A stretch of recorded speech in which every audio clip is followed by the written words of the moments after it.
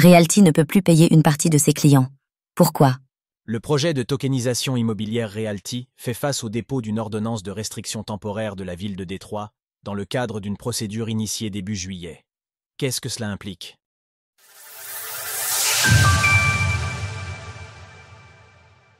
La ville de Détroit poursuit sa procédure contre Realty. Le principe de tokenisation des actifs du monde réel, RWA, s'applique à de nombreux domaines, à la fois économiques et financiers.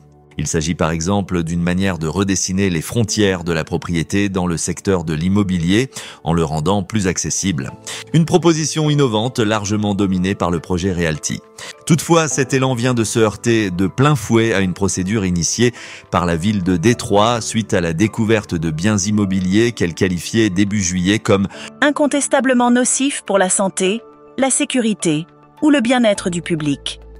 Qu'est-ce que la tokenisation des actifs du monde réel? RWA, malgré les explications de Realty au sujet d'une responsabilité à reporter sur plusieurs sociétés de gestion immobilière sans scrupules.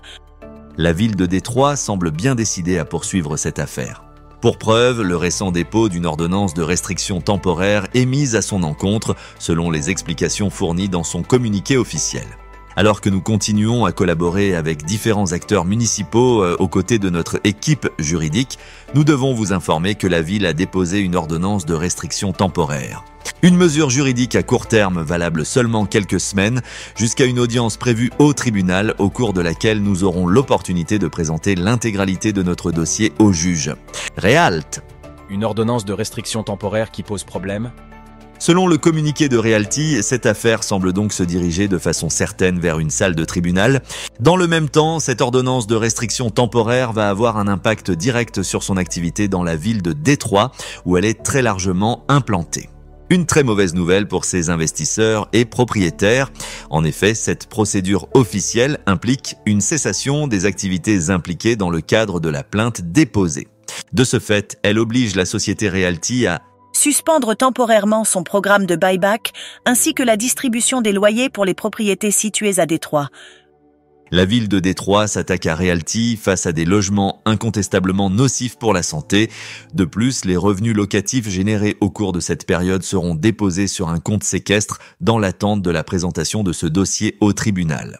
Le but étant de démontrer la légitimité des opérations de Realty selon les termes de son communiqué.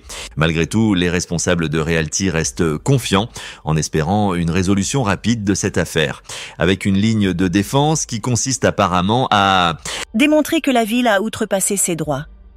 Dans ce dossier, une affaire à suivre de près. Retrouvez toutes les actualités crypto sur le site cryptost.fr.